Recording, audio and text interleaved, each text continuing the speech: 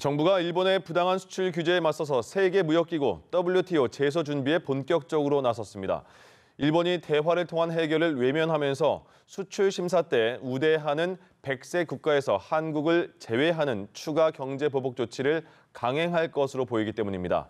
김중배 기자입니다. 최근 열린 WTO 일반 이사회에서 일본 수출 규제의 부당성을 알린 정부. 일본의 수출 규제 조치는 일본이 당당하게 대화의 장으로 나와서 설명하지도 못하는 옹색한 조치라는 점을 일본 스스로의 행동을 통해 드러나도록 하였습니다. 정부는 WTO 제소 절차의 진행도 공식화했습니다. 날짜는 저희가 편한 날짜를 고르겠고 지금 열심히 칼을 갈고 있겠습니다.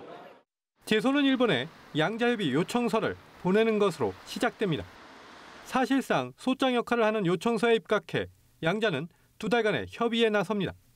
이를 통해서도 해결이 안 될 경우 WTO는 재판관 역할을 하는 패널을 설치해 심의합니다.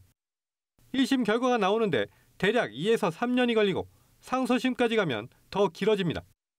WTO 제소에 앞서 정부는 대화를 통한 해결을 모색하고 있지만 일본의 수출 규제 철회를 기대하기는 어려운 실정입니다. 오는 31일까지 중국 정저우에서 열리는 영내 포괄적 경제 동반자 협정 RCEP 협상에 파견된 우리 정부 대표단은 일본 대표단을 만났습니다. 이 자리에서 일본 수출 규제가 국제 무역 규범을 훼손하고 영내 무역 자유화를 저해한다고 비판했습니다. 하지만 일본은 다음 달 2일 가기에서 한국을 수출 심사 우대 대상인 100세 국가에서 빼는 관련법 개정안을 처리하는 등 추가 경제 보복에 나설 것으로 전망됩니다. 이에 따라 정부는 WTO 제소 준비에 박차를 가하는 동시에 반도체, 디스플레이, 자동차 등 20개 업종을 대상으로 설명회를 개최합니다.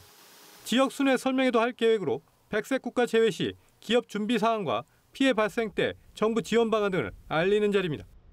연합뉴스TV 김중배입니다.